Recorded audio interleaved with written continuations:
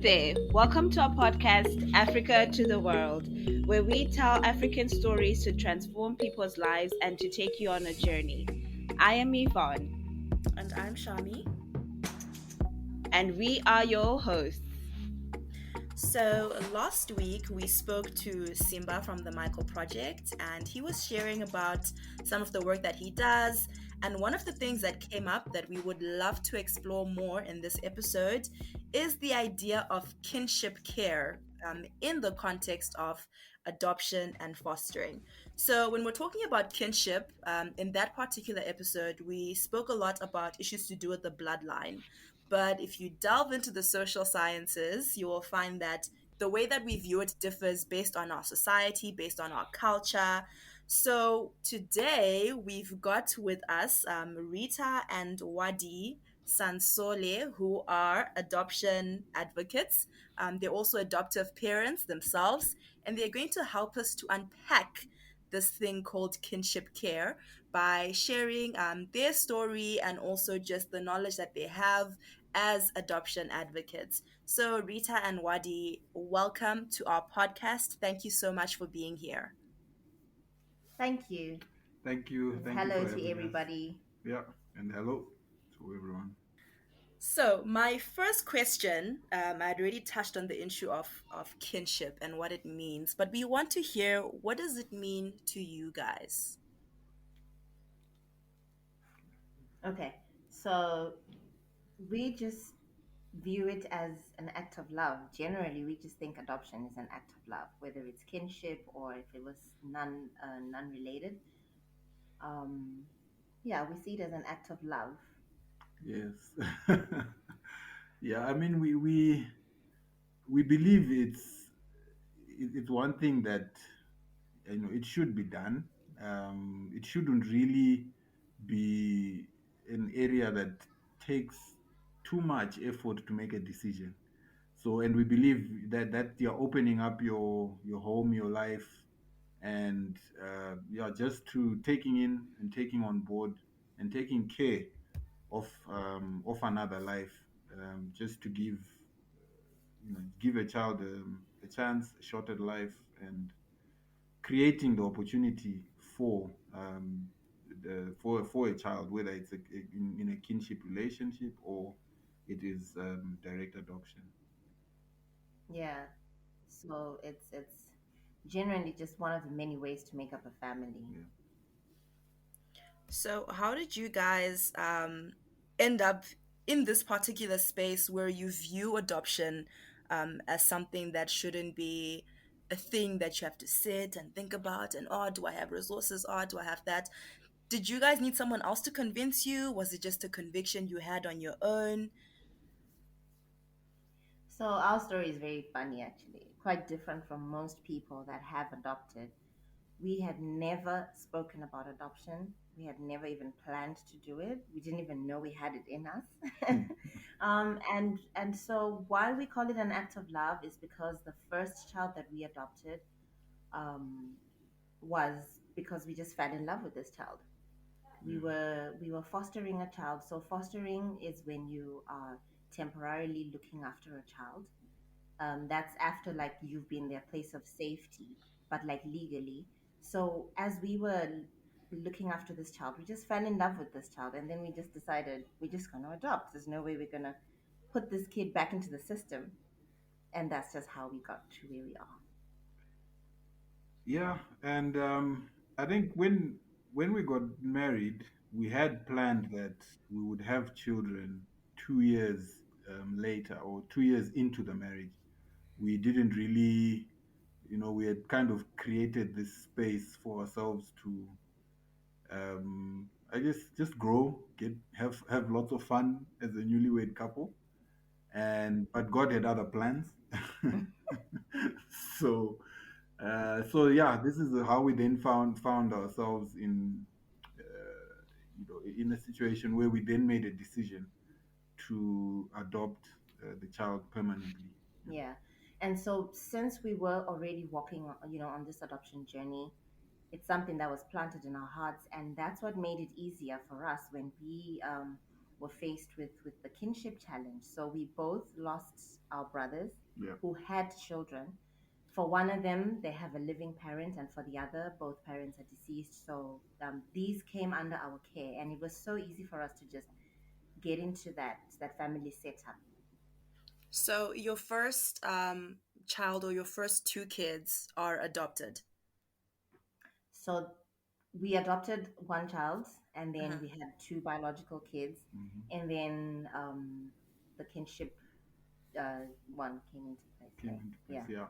So but but they're older, so yeah. So when you now try and the align them order in of the order, family is the order of the family now is the two oldest kids are the are the adopted ones. adopted ones, and then the younger ones are our biological. But that's not in the order they came. But anyway, Yeah, yeah. That's To simplify interesting. things, yes. very Uh, interesting. Yeah, it is. Yvonne, do you want to chime in? Yes, sure. So, you spoke about the journey of kinship care being a journey of love. What would you say are the best parts or the best moments of this journey? What was like the fuel that kept you going, or the energy behind you holding on to this idea of being parents to these children who needed a home, who needed someone to love them? I think I'd say it's the journey of motherhood itself for me. And, just seeing the bond that the children have amongst themselves and the love that floats in the family because of what we have cultivated in it, like this whole walk of adoption. Um, that's what I would say, is the best for me. I love that. I love seeing that. Yeah, I think it's just watching, watching how a life can transform with, with unlimited love, unconditional, unlimited, and you watch the transformation taking place, and then you get to witness these children grow into being the people that, or the individuals that they are, destined to become. So you can't substitute that emotion or that feeling with anything else, because and it's only and fortunately or unfortunately, it's something that you can only really experience when you are in the process or in living in the in the setup or the environment where you've adopted children, or you've taken in your kin as your Yeah. own. Yeah. Yeah. And it's fulfilling, to be honest. That's really amazing.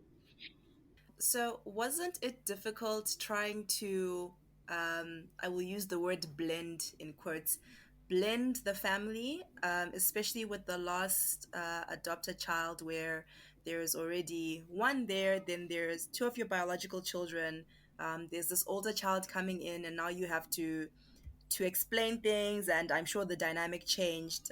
Did you face any challenges? The dynamic did change. The good thing for us was they were already close, these kids, because, it was a cousin who they were with almost every holiday, every weekend anyway. So so relationally, that wasn't an issue. The dynamics changed where, you have to prepare the technical stuff, like now an extra bed and sharing of toys and space and all of that. So what we did, because kids are kids, and when someone, even amongst themselves, they don't want to share. So now when someone else comes in, it's obviously going to be something. But we just said, you know what? We tried to eliminate the things that could cause conflict. For example, a bed. Sharing a bed is a simple thing that does cause a fight, between people. So immediately got the child their own bed, their own stuff, so that there's very little conflict as possible. And then we just decided we'll teach these kids. Kids are taught how to love, and if you teach them from a young age that, um, this is the situation, this is what's going to happen, this is what life is going to be like from now on, and we're asking you to be kind, compassionate, because normally, like from if we look at how we grew up, our parents didn't really explain anything to us. So can you imagine if someone is just forced into your space and you have to take it in. Of course, you're going to be kind of hostile and stuff, but but if we, so we found that bringing them onto the journey and explaining to them that, okay, so this is what's going to happen, um, it just softened their hearts and it made it a lot easier. And then also not totally ignoring their feelings, because usually people then tend to focus on the grieving child because now they're an orphan and stuff, and then you forget about how other little kids feel because their lives have changed too. So we were very sensitive and looking out to all of that to see, okay, so what do we need to address, what do we need to solve and help out. So it was a balance. So Yeah. there we were trying to balance both situations between the kids and what each one is going through, not ignoring or minimizing one feeling because one circumstance seems more hectic than the other. Yeah. So yeah. Yeah. The I think the dynamic with blending a family, as you've put it, is that, I mean, in our African culture, we've always, I mean, most African families, whether it's in Zimbabwe or across the continent, have some sort of a blended family one way or the other. But in our case, what makes it a bit more unique and special is that for us, it's a bit more deliberate and a bit more, I guess, a bit more structured. It's not like a situation where your father rocks up and suddenly says, "Hey, you have a little sister on the other end of town, and now you're going to live with it," and then somehow you crunch each other up until eventually you all start getting along somehow. You are left to yourselves to figure things out. So in our case, it's very deliberate and it's a very structured process, and like my wife has already mentioned, that very sensitive to the needs and the different emotions that each of the children are going through, because they are all processing information differently, and it's not just a competition for space. There's also now a competition for attention, and then there's also now a competition for just just general competition amongst kids, and it kind of intensifies because you have one kid who's trying to prove themselves that they belong. Then you have the other kids trying to show that no, we have more experience than you. So you're managing these dynamics. Yeah, that's the interesting side anyway with our side of the story. That's really interesting there. But you mentioned something about concerns about stretching resources. How did you best prepare Yeah. Mm-hmm. you stretching resources between the children from the very first adoption to you then adopting the second child and also you having your own children in the mix? So since the first one was not planned for, we were not prepared at all. We didn't have anything, and fortunately, we were given we received a lot of clothes, a lot of food and stuff from an adoptive community. So the good thing is the adoption world has people that have walked this journey. There's a lot of adoption support groups that help out in areas like this. So you're not on your own if you plug yourself into one of these. So the avenue that we had adopted our child from was very, very helpful, and they're the ones that gave us these things to start off with. Um, then when we had the biological ones, we were financially stable, and it was planned. Then with this one, the recent one, um, initially it was now okay. So this has happened. Nobody plans for death in the family. It just hits everybody. Um, but we worked with what we had, Yeah. and we're just seeing each day as it came. And thankfully, God has been faithful. Yes.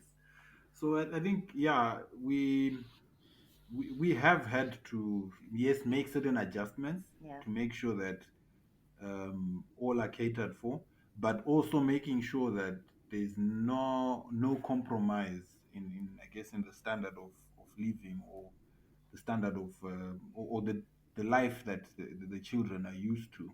So yes, it does stretch you a bit on the resource wise, but yeah, it also then I also then kind of had to. make a difficult decision. Then also look out for a new job opportunities that could take care of a bigger family.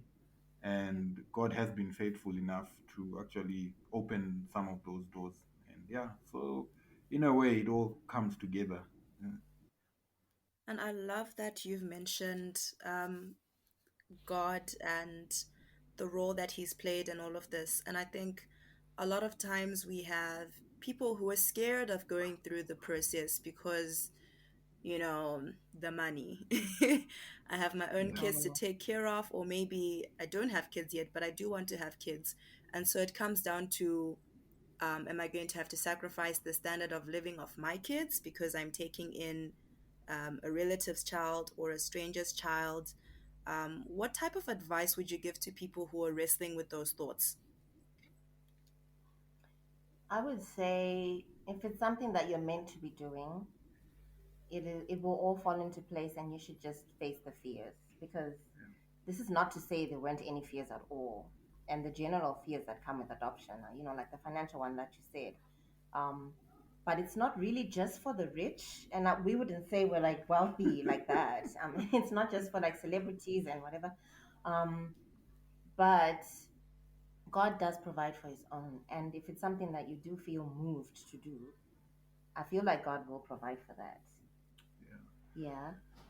Yeah, and I think on the if I focus a bit more on the kinship side of things, if you decide, or if one decides to do it and you already have children, the next step is making sure that the child has equal access to life and opportunities in the same manner as your own children.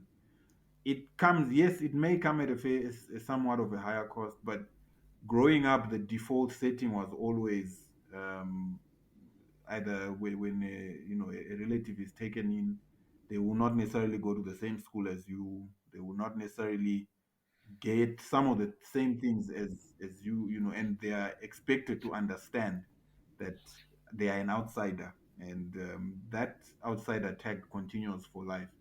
So the approach we have taken is to make sure that we don't create the outsider label, and properly blend in, as a family, equalize the children, same equal opportunities, equal access to everything. And yeah, you get to see, because what it also does is it helps your own children to understand that, okay, we are the same.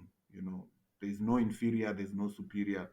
we are all we are all at par, yeah, and we are all just doing the family thing together. Yeah. Yeah, and also, as much as you can trust God to provide, you don't need to like now not take responsibility and just, Yeah.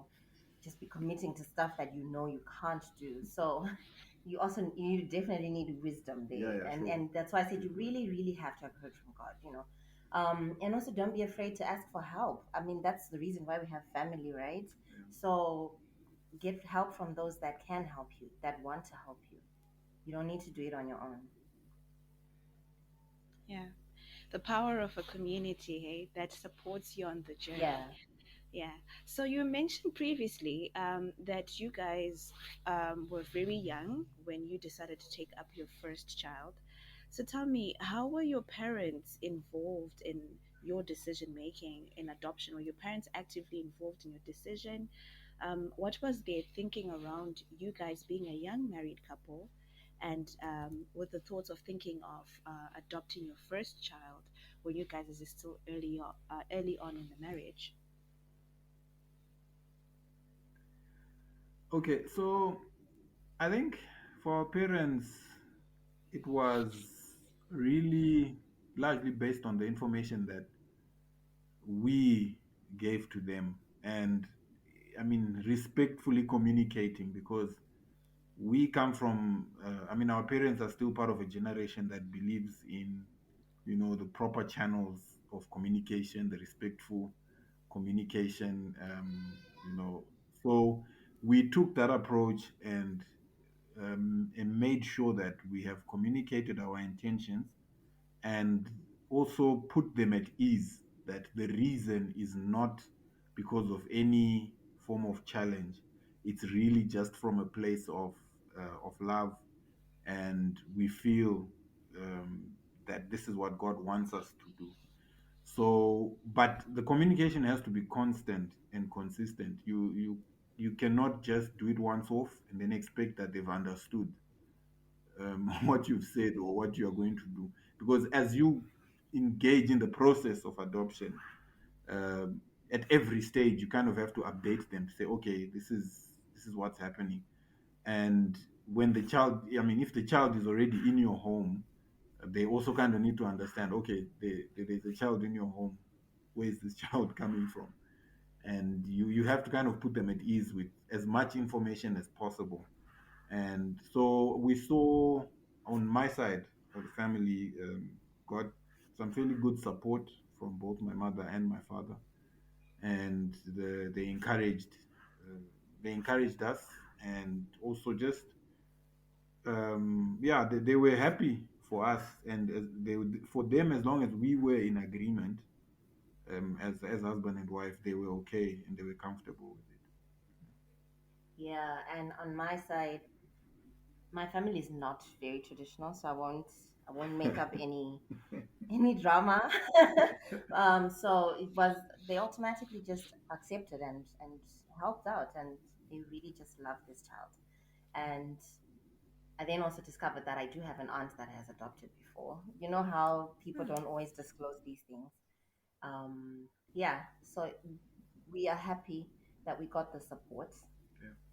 and and we obviously gave them the, we were patient enough with both families, both sides, to say, obviously this is something new, and you give people time to process, to understand, and to just come along the journey with you. And those that choose to do it, everybody does it up to a certain level at the end of the day. Just like general families anyway, you've got relatives that are just going to be in your life up to a certain level, and that is the same when it comes to this.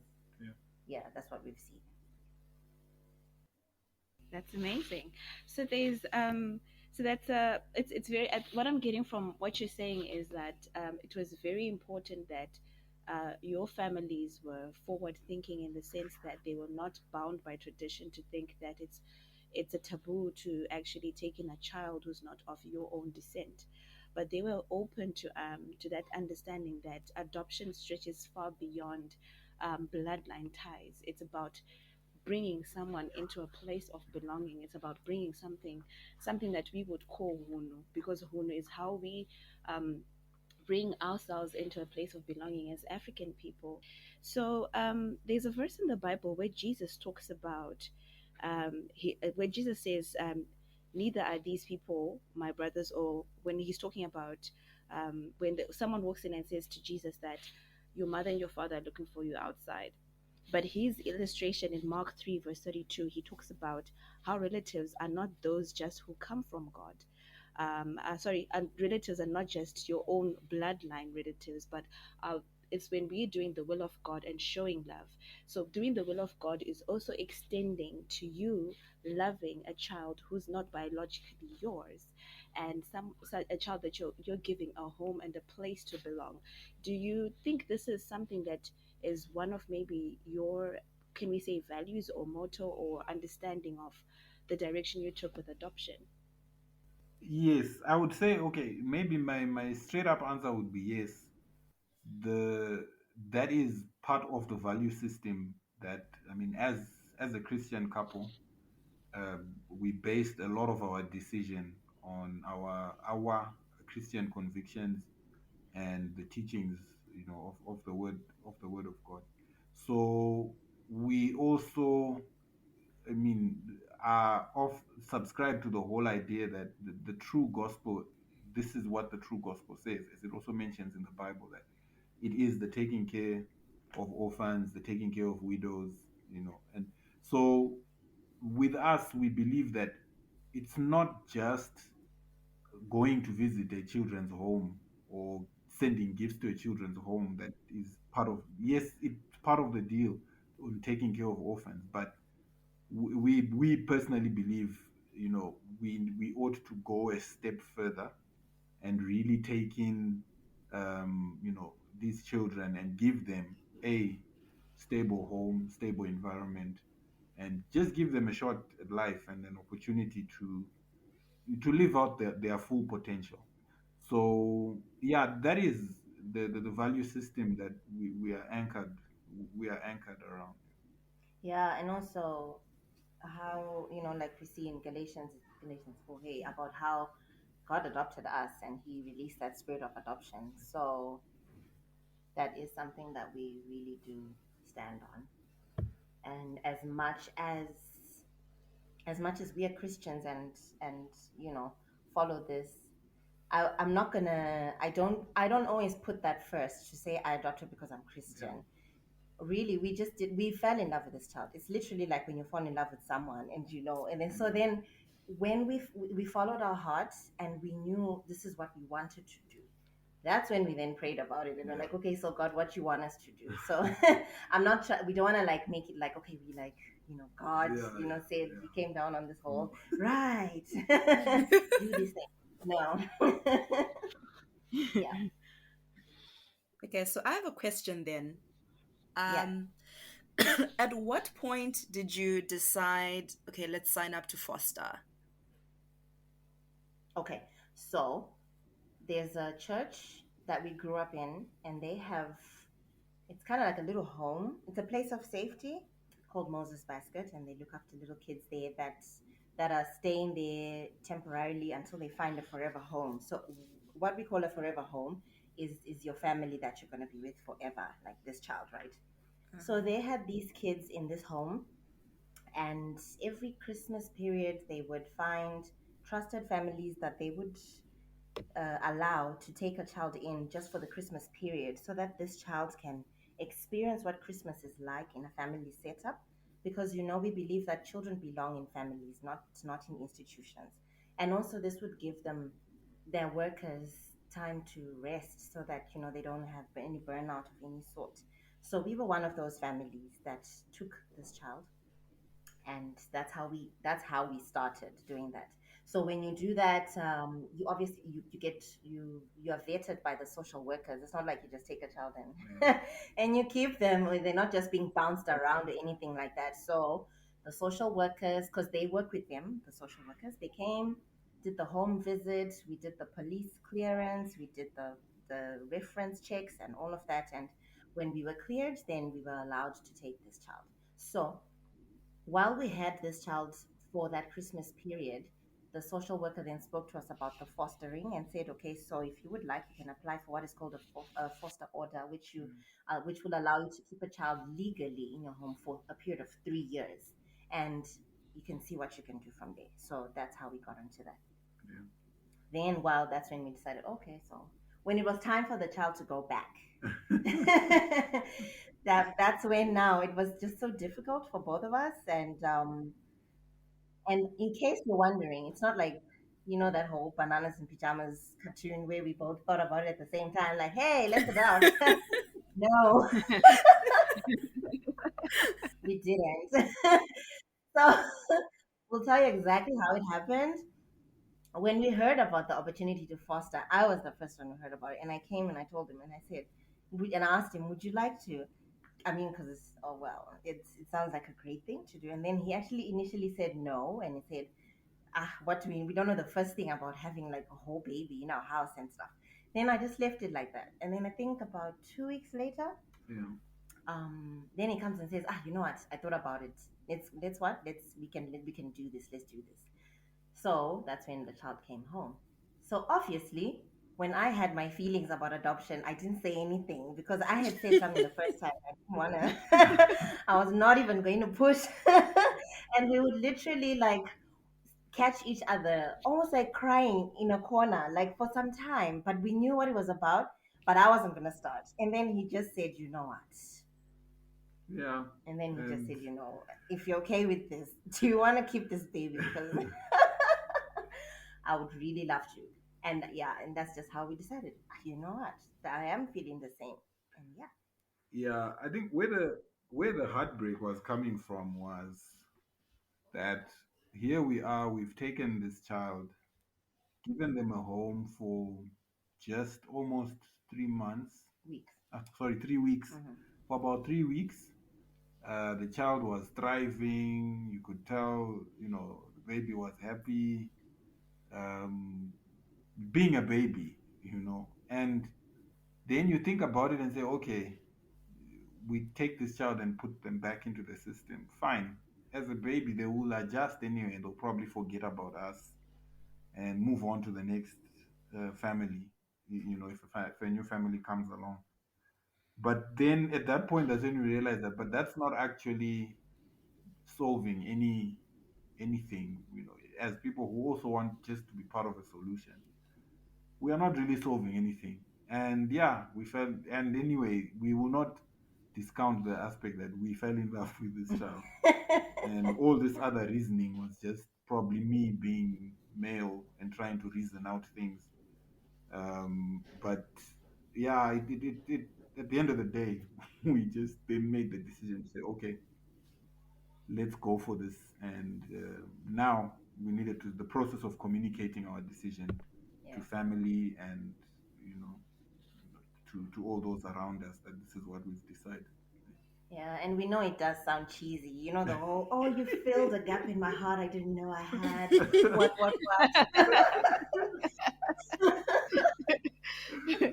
Yeah, but Yeah. it's none of that. It's a very real situation. No, that's no. I love the way you guys are narrating your story. It's so captivating. So Wadi, if I'm to ask you a question, at what point in time in that 2 week period, what happened in your thought process that you then went on to change your mind and you chose to adopt? What was really going on? What made you then change your decision in that 2 week process that you were, pondering on the matter? How what was going on? Give us a picture of how you got to the decision of saying no, you're in. Yeah, it's a hard issue. When you're in love, you kind of lose the sense of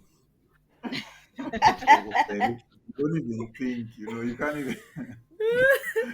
even process things properly. But I think what happened was, f- so fortunately, what happened during the time that the child came home, I was due for my leave at work as well. So, because I had quite a huge backlog in leave days. And so I then decided to take the time off at that particular time. And also, it gave me the opportunity to spend a lot of time, with the boy. So I was with him from morning to evening. And when my wife would come home, yes, she would take over some of the duties and stuff. But we then, I mean, we just bonded, and because I spent more time with him. So, yeah, during that process, I guess that's when all the barriers and all the fears fell off and came off. And I guess the proximity, with child and spending time together, the love just grew. And from then on, I don't think I really have a straightforward thought process after that period in time. Uh, but yeah, after that, it just got into the whole process now of, okay, this child is ours. Let's now start working on the legalities of it all. Yeah.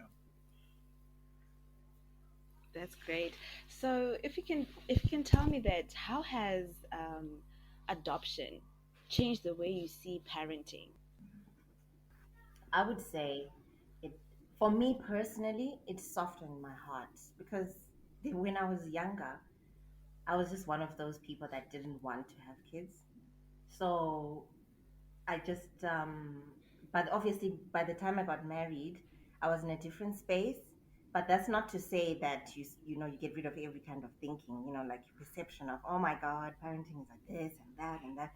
So I did still kind of have those fears and all. But then when we adopted our first child, oh man, it was just it was just so beautiful. And now I just view parenting as it's a beautiful journey, like motherhood. It's a beautiful journey, and the love is more than the sacrifice. It makes it all worth it. It's been beautiful.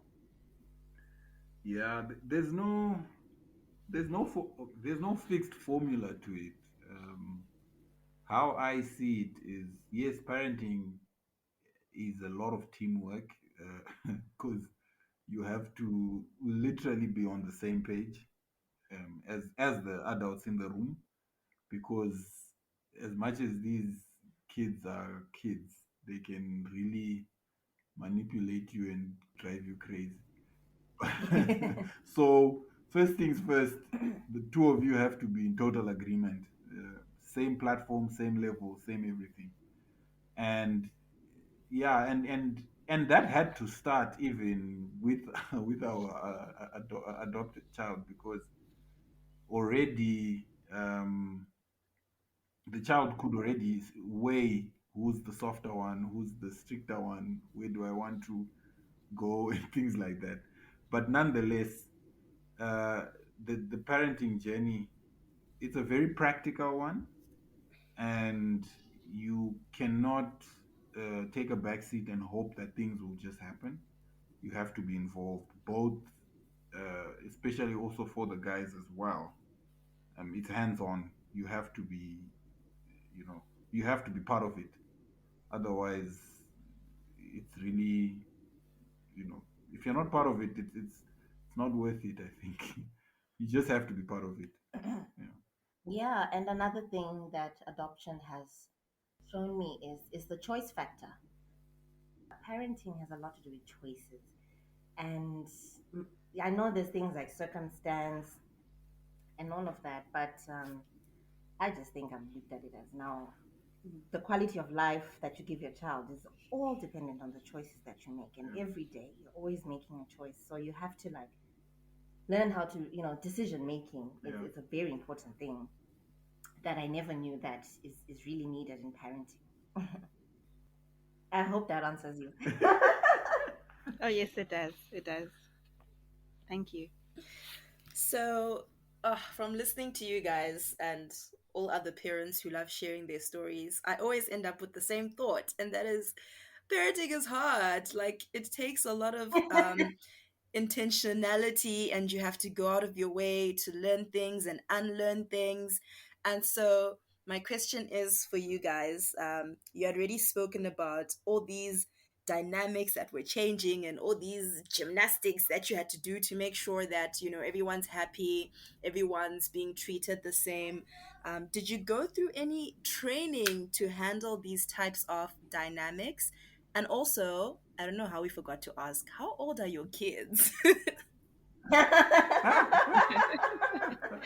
So Yeah. the oldest is turning 12 next Yes. month, and then one turning 9, Nine, one turning 6, and one turning 7, seven. sorry, and then the last one is turning 5.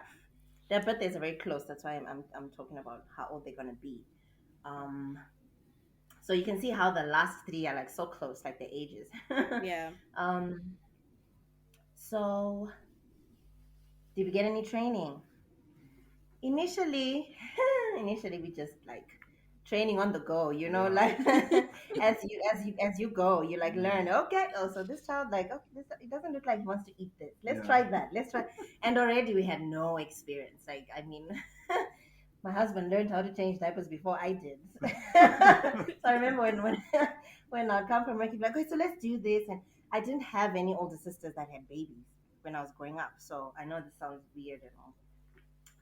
But the training that we then got was for the emotional stuff, the Yeah. mental stuff, which is actually really, really important. And this is where we're really grateful for people like, the groups like the Michael Project, and then the home where we got the child from. Yeah.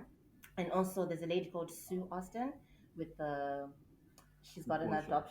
an adoptive support group that she runs, and also there's Kukosha. Like now where, like, for example, Micro Project has this amazing course that they do, the connection course, where you actually learn more about how to care for kids that come from a traumatic background, or like just how certain things certain things that we should learn and know. This is something that we learned when we were already on the journey. It would have Yeah. been nice to learn this before. So Before, this yeah. is something we would advise, like, and say, so if you're thinking of doing this, we recommend that you do this course and equip yourself and learn as you go. Yeah. Because your child, and this is something that doesn't stop. What we learned when our kid was one is Yeah. not working right now because Yeah. they've grown. So you have to constantly keep up and learn. Yeah. Mhm. Yeah, the needs change as the child grows. Yeah. And the beauty of being uh, plugged into a community is that at each stage, there's always another member within the community who's gone through the stage that you're going through. So, whenever you have the opportunity, you can bounce a couple of things off them, ask certain questions. No one story is the same, though. It's not a one size fits all situation. But what hearing other couples or other individuals who've gone through the same process does to you is it just encourages you and lets you know that, oh, okay, so this is normal after all. Mm. I'm not going through something that's out of this world. So there is a solution at the end of it all. And yeah, Yeah, that's great. So you guys mentioned something about the choice factor. So you chose to love, Mhm.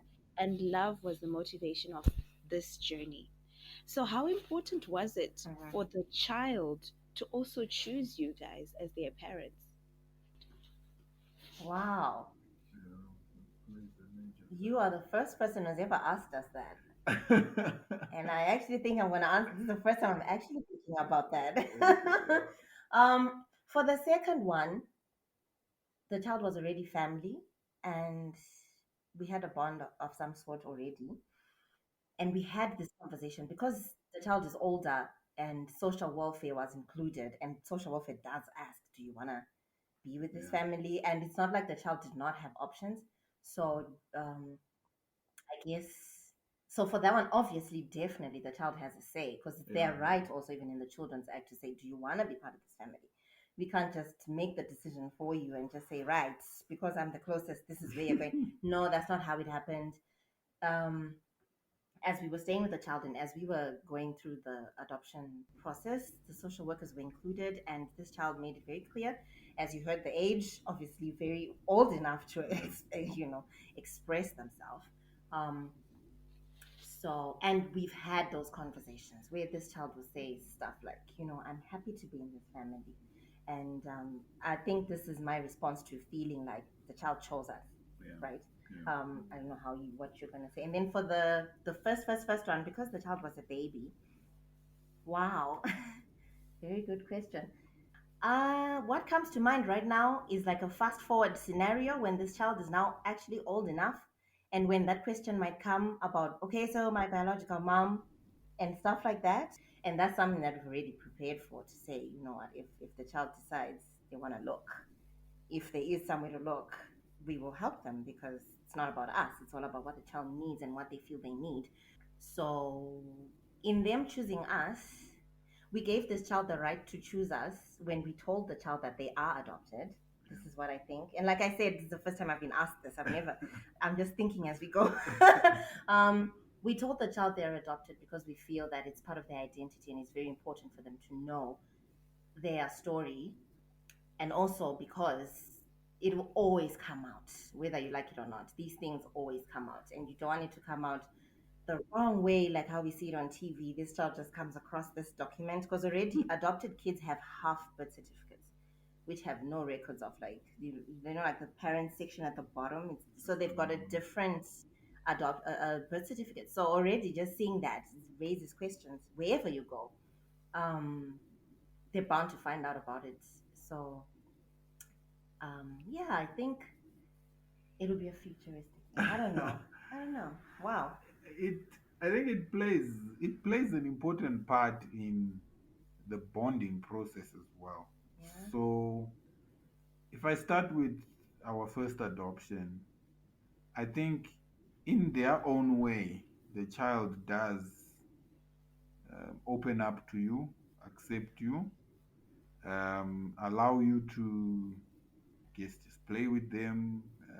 They become they begin to they start thriving, in your presence, and you can see they're getting healthy, they are growing strong, they are being, a real baby, and so that in itself, I think those are some of nature's signs of showing some level of acceptance from the child.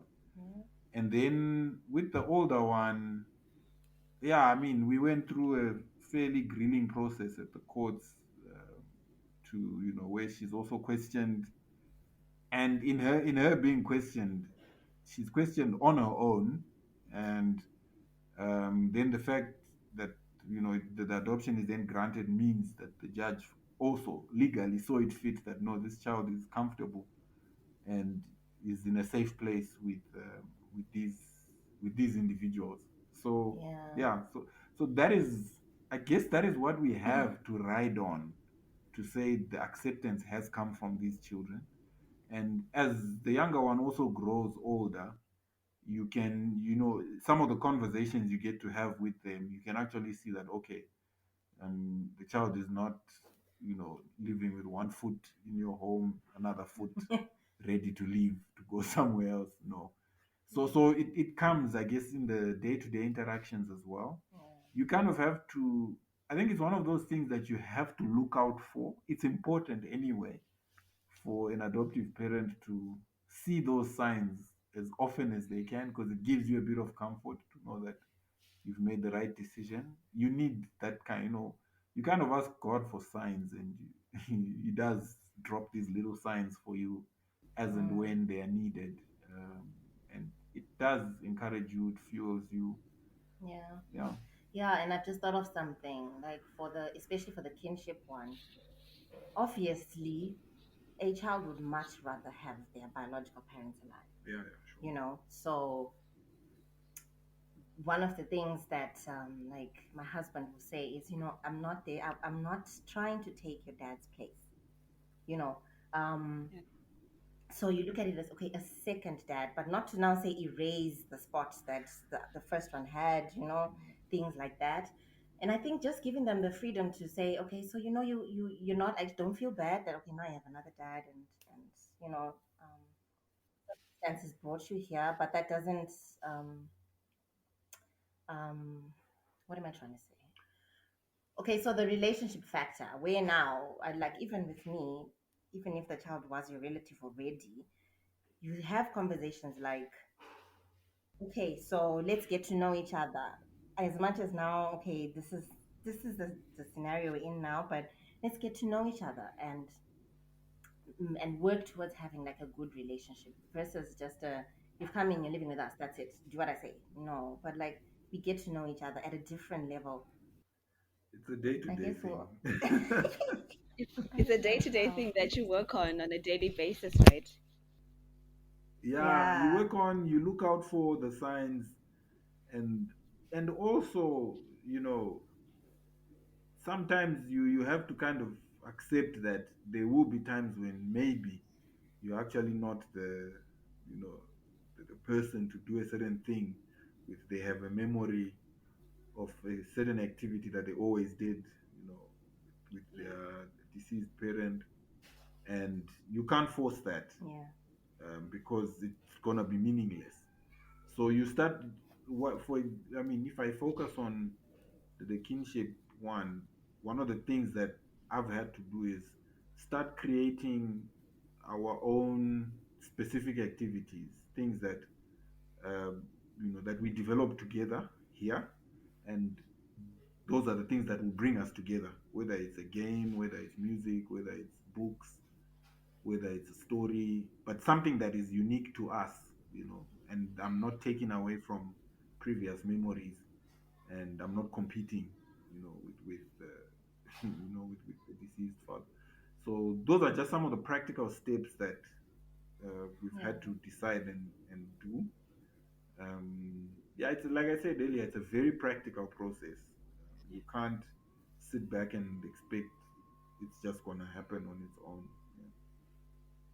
Yeah, I like the fact that you mentioned that you don't want to override or to erase or to think that their previous memories with their previous parents are of no importance, but you are striving to build new memories with them now.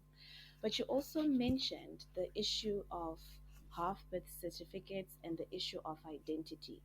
Do you think, in your own opinion, that your kinship child um, is better off in understanding their identity and where they come from and who their people are, juxtaposed to the child who's got a half birth certificate who will have so many questions later on in life that where are my people, right? The people that maybe are from my bloodline. Do you think that those are some of the challenges with kinship care or with basically with adoption that every other parent should look out for? Yeah, I think it's it's important for that, but I guess the unique thing about our situation is that She already knows. one for the kinship one, she already knows Yeah, and all it's her connected. people and is connected to the rest of the her family, and also because we went for the full adoption, there's the aspect of name changing, just the surname side of things, because to bring her fully on board to be able to access benefits from whether it's work related or anything, she needs to. It's a lot easier if she carries my name. So, but because of that process, she will then end up um, with a half birth certificate because it's a full adoption. But nonetheless, she still remains with the identity of where she has come from and to the point where she joins our family. For the younger one, I guess it's something that we might anticipate in the future, that he will look for some sort of connection, but at the same time, that's something we can't really determine at this stage. Yeah, Yeah, we can support it when the time comes. We will not shut it down or try to you know downplay it. But yeah, when the time comes, we will support it. Right, right. That's amazing. I'm loving your journey, and I'm loving the way you've just made it so plain and simple for every other person out there who's listening to us today, who's thinking about adoption, who's thinking about kinship care, who's thinking about should I not do it, who's sitting on the fence. You have given us so much practical information. Thank you so much for joining us today. So, you've heard it all, our listeners, from our guests today. So, we are hoping that you would engage with us more on this discussion about adoption. So, you can catch us on our Facebook page, you can DM us, or you can catch us on our different networks that we have our podcast on. So, thank you for joining us today. So, I am Yvonne, And I'm Shami. and we'll catch you on the next go around.